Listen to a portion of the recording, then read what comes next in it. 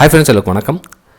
நிறைய பேர் வந்து எனக்கு சப்போர்ட் அண்ட் டிவிஷன்ஸ் தெரியும், ட்ரெண்ட் லைன் ட்ரா பண்ண தெரியும், எனக்கு higher low lower low mark பண்ண தெரியும், இன்றைக்கி சார்ட் ரீடிங் கம்ப்ளீட்டாக தெரியும், ஆனாலும் என்னால் சக்ஸஸ்ஃபுல்லாக வர முடியல அப்படின்னு சொல்லுவாங்க. இதுக்கு காரணம் என்ன அப்படின்னா, எவ்ரி ட்ரேட் நீங்கள் ட்ரேடிங் பண்ணிகிட்டே இருக்கணும்னு நினைக்கிறீங்களா? அது வந்து மிகப்பெரிய தவறு. அதாவது முதல் ட்ரேட் வின் ஆகிட்டிங்களா, சிஸ்டம் க்ளோஸ் பண்ணுங்கள். இல்லை லாஸ் ஆகிட்டிங்களா, சிஸ்டம் க்ளோஸ் பண்ணுங்கள். இதை தவிர்த்து நீங்கள் வேறு ஏதாச்சும் பண்ணணும்னு நீங்கள் ட்ரை பண்ணிங்க அப்படின்னா முடிவு வந்து லாஸ் அல்லது பிக் லாஸாக இருக்கும். ஃபார் எக்ஸாம்பிள், நீங்கள் ஃபஸ்ட்டு ட்ரேடில் வின் பண்ணிங்க அப்படின்னா சிஸ்டம் க்ளோஸ் பண்ணிட்டீங்கன்னா எஸ்கேப். இல்லை ரெண்டாவது ட்ரேடில் ரெண்டாவது சினாரியோ லாஸ் ஆகிடுச்சு அப்படின்னா அந்த ட்ரேடிங் வந்து சிஸ்டம் க்ளோஸ் பண்ணிட்டீங்க அப்படின்னா இட்ஸ் ஓகே, ஸ்மால் லாஸில் நீங்கள் எஸ்கேப் ஆகிட்டீங்க அர்த்தம்.